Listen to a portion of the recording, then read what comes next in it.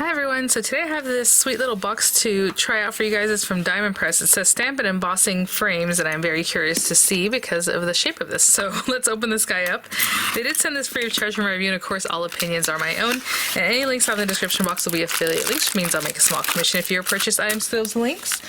Having said that, with HSN, you know, the item hopefully will be already released there on their site, and if it is not, either way, I'll update my links to reflect that. So again, those will be in the description box. And these were brought to HSN for their May 9th craft day. I keep forgetting the date. I know it's like at the beginning of May, but now I know.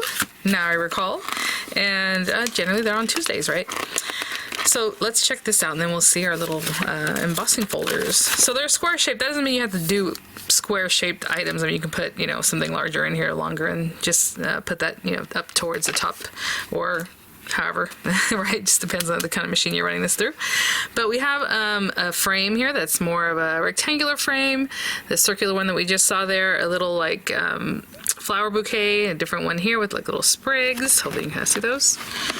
Here we have another circular frame that this one has like little flowers, or this one's just kind of more of a decorative kind of look.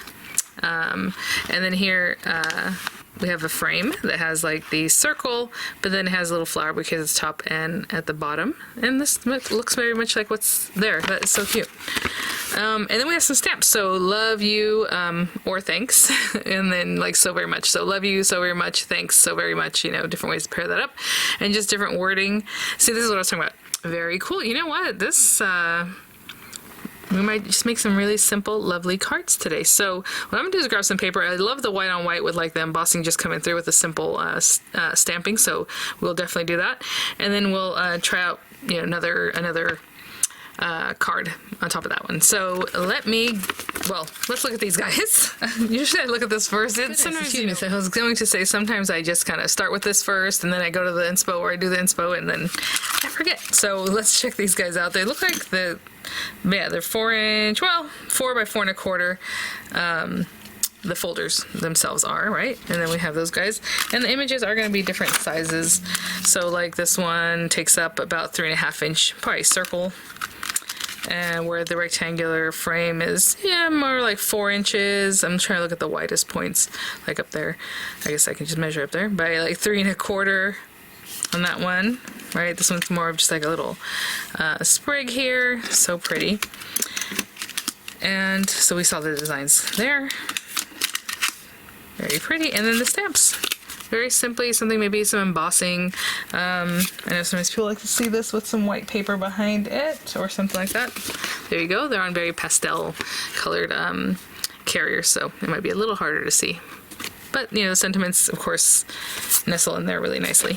So I would say let me grab some paper, like this one will do, but I'll grab some other ones and we'll get started. So I will start with just, you know, an A2 size card. So A2 sizing is 8.5 by 5.5 scored at 4 1/4 if you're making your own. And I do have this paper just cut down to 4 1/8 by 5 3/8 because that's the sizing I like for matting. If you don't like working at 8s, you know, 4 by 5 1/4 or full mat, right? 4 1/4 by 5 1/2 is great too. So I was kind of looking at these guys, and I know earlier I had mentioned that maybe I would make something like this guy. I don't know that I'll be able to make that with this size card, because even both of them, if I'm looking at it, unless I'm, you know, tripping, which is possible, you can kind of get this in here, but it's not exactly where I would want it to be over here, or especially in the very middle, kind of what they're showing here, in any way that I turn this, you know. So again, I'm doing 4 1/4. I would say maybe 3 inches wide. Maybe you're making a mini slimline, that might work, and you get it in both corners, right? Like that corner and then this corner. But for 4 1/4, it's not quite working, and then this guy either, you know. So I'm not gonna do that, at least not on this one. What I think I'm gonna do is, let's go with this guy. Very regal here, and I'm just gonna put it like in the top center, of course. So, you know, these are computer generated images, and also you don't really know what sizing these things are, you know, or if it's supposed to interpret like, oh, it's being cut out after it's embossed, because you can definitely do that fussy cut right around these things and then place it wherever you want. But for right now, I just have my paper here, and if I need to trim it down, I will. But I'm going to run this through my marquee. Now, I'm using some heavyweight paper.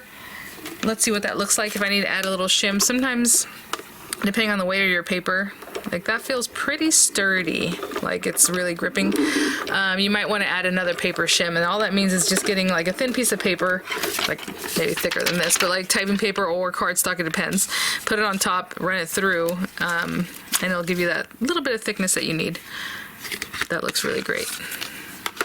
So I am going to trim this down because I squished the side of my paper that was sticking out there.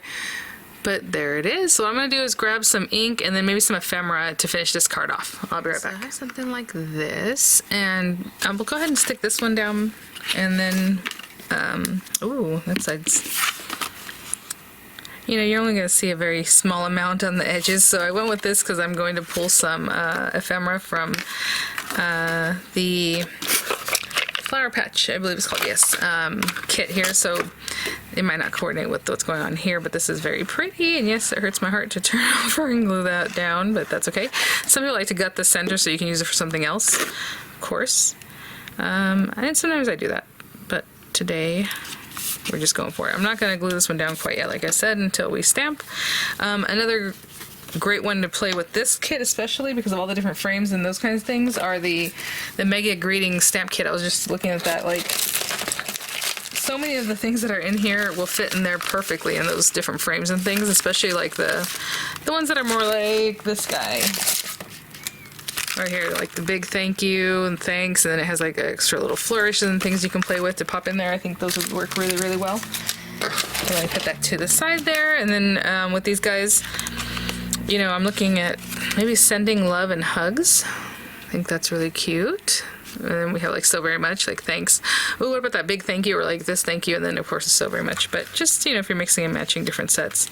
So let's pretend that's there. I've been doing this a lot, kind of. I want to get closer. It went really fast. So anyway, I was gonna say I've been doing this a lot where I kind of audition what might go where, looking through my stamps that way, and then just like a little something. So I'm gonna go through this and see what might be, or even just, oh, that's pretty, a little something like that. But I'm looking for some smaller items, right, to kind of pop in here and there. So I will do that, and oh, I'll be right back. You guys already know, usually whatever I do first, I just go with it.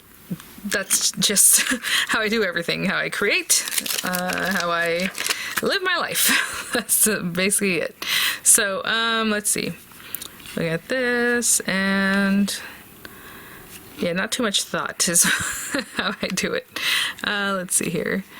Let's put that there, and if this is here, that looks pretty nice. I think that looks, I'm just looking at how nice and straight it might be. And it, you know, this is very flat. If we wanted to glue it all down and have it that way, that'd be fine too. But let's do that. And that will be today's card, because what was going to happen is, like I said, I was going to do the other one. Maybe I'll make a little quick, like, 3-inch square card, something that would fit in there to make that same kind of like framed out thing. That would be really cute, and maybe I'll just put some music over that because it's kind of a simple thing to do. But let's go ahead and put this guy together. And again, you know, heat embossing, maybe some gold, that'd be very lovely. I kind of just want to go with like some purple. Let's do that. You know, I happen to have these inks out in front of me here, and let's just stick with the purple. So what I'm going to do is start this off with a little bit of light purple going into this darker purple for a fun effect, and see how that goes. And I'm just pushing. Like, I know it looks like I'm doing a lot. I'm barely touching it as far as like the pushing down. As you can see, I didn't even get the L at the very top there. So let's get a little closer. I think that looks pretty good. Okay, I'm gonna go wash this off, and I'll be right back. Get this layer down, and on the little ephemera, you put some dimensional adhesive behind one of them, and the other one I'll just have kind of flat. So I'm going to put this down, hold that down for just a little while, put something on top, keep it nice and flat, and I'll be right back. Okay guys, there it is. And of course I mentioned I had adhesive on here, but I didn't take the backs off. Oh my goodness. When will I ever learn? There you go. How cute. I love that. It's very subtle, very fancy feeling. So I'll put this guy here.